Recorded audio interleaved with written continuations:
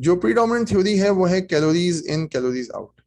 ये मॉडल ये प्रिडिक्ट करता है कि आप एक सर्टेन अमाउंट ऑफ कैलोरीज खाते हैं और फिर उसको अपने जिस्म में बर्न करते हैं। अब अगर वो कैलोरीज को आप कम कर देंगे, जो जो मोस्ट कॉमन बात की जाती है किसी भी वेट लॉस फिजिशियन से जब बात की जाए तो वो ये कहता है कि भाई कम खाइए और ज्यादा चलें या ज्यादा बर्न करें। तो उसके अंदर जो ये वेट लॉस वाला सेकंड स्टेज है उसमें यही है कि कैलोरीज इनको आप कम कर दें, कैलोरीज आउट को बढ़ा दें, तो scale will tip in the favour of weight loss. ये वेट लॉस होना शुरू हो जाएगा। और उसकी उल्टा अगर हम बात करते हैं तो ये हम कहते हैं कि जी आप ज्यादा कैलोरीज खा रहे हैं और कम बर्न कर रहे हैं, इसकी वजह से जो है वो वेट गेन हो रहा है। ये जो अजम्पशन है ना कि कैलोरी की वजह से ये सब हो रहा है, ये गलत है। और इसी की वजह से हम सही प्लान नहीं बना पाते वेट लॉस का। क्योंकि जैसे ही आप किसी के पास जाते हैं वो फौरन आपको ये एडवाइस करता है किसी जिम में दाखिला ले लें या कोई ट्रेडमिल खरीद लें या बहुत तेजी से वॉक करना शुरू कर दें, 2-2 घंटे के घंटे वॉक करें। उसके अलावा जो है वो अपने नाश्ते के अंदर जो है वो अगर आप 2 डबल रोटी के पीस खाते हैं तो एक कर दें, और अगर आप 2 रोटियां खाते हैं तो एक कर दें। तो वो कैलोरीज इन जो है वो आप करना शुरू कर दें। प्रॉब्लम इसके अंदर क्या है ये हम डिस्कस करते हैं, क्योंकि this will totally change how we view obesity. Obesity को देखने का तरीका ही हमारा बदल जाएगा। ये मॉडल क्यों गलत है? सबसे पहले तो बात ये, कैलोरी इनटेक और कैलोरी आउटपुट ये दो अलग अलग चीजें नहीं। इनके एक कॉन्सेप्ट ये है कि जी आप जो खा रहे हैं ये कुछ अलग चीजें डिटरमाइन करती हैं और आप जो स्पेंड कर रहे हैं अलग चीजें डिटरमाइन करती हैं, ऐसा नहीं। जो आप खाते हैं उस हिसाब से आपका जिस्म खर्च करता है।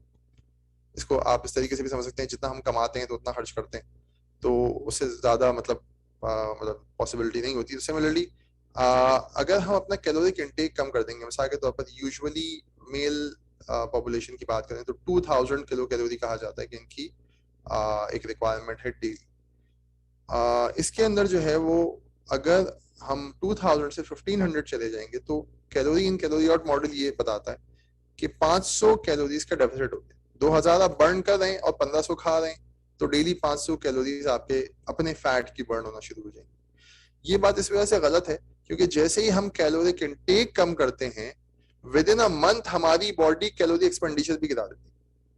हमारी बॉडी कैलोरी बर्निंग को कम करके उसको उसके बराबर ले आती है जितना कि कैलोरिक इंटेक। चाहे आप 1000 किलो कैलोरी कर दें, चाहे आप उससे कम कर दें, आपकी बॉडी कंटिन्यूसली डिटेक्ट कर रही है कि आप कितना खा रहे हैं।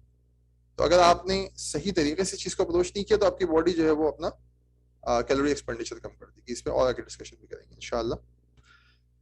एक चीज होती है बेसल मेटाबॉलिक रेट। ये बहुत इंपॉर्टेंट कॉन्सेप्ट है कि बैठे बैठे आप जो बर्न कर, जिसको बहुत सारे लोग कहते हैं कि जी बहुत फास्ट मेटाबॉलिज्म है किसी का, वो तो बहुत खाते हैं लेकिन उनके जिस्म पे लगता ही नहीं है, उस किस्म की बात।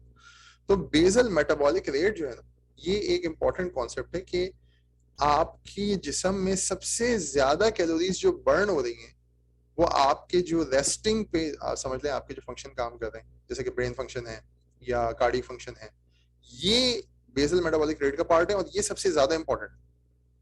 और इसके अंदर अगर स्लोनेस आ जाएगी, आपका मेटाबॉलिज्म स्लो हो जाएगा किसी भी वजह से, तो वेट गेन होना शुरू हो जाएगा। और अगर आपका मेटाबॉलिज्म हम थोड़ा सा फास्ट कर देंगे तो वेट लॉस की तरफ हम बात जाएंगे। ये एक इंपॉर्टेंट कॉन्सेप्ट है कि मेटाबॉलिज्म को व्यू करना। और ये मेटाबॉलिज्म चेंज होता है।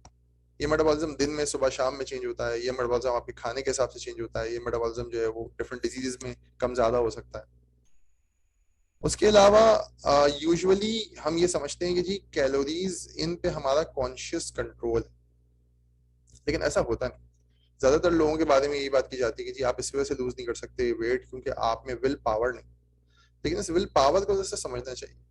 देखिए आपके आसपास इतने ज्यादा स्टिमुलाई हैं, खाने की दुकानें हैं उससे खाने की खुशबू आ रही है, एडवर्टाइजमेंट लगा हुआ है तो उससे जो है वो मतलब आप हर वक्त जो है वो एक्सपोज हो रहे हैं कि कुछ ना कुछ खाने के लिए आपको पुश किया जा रहा है।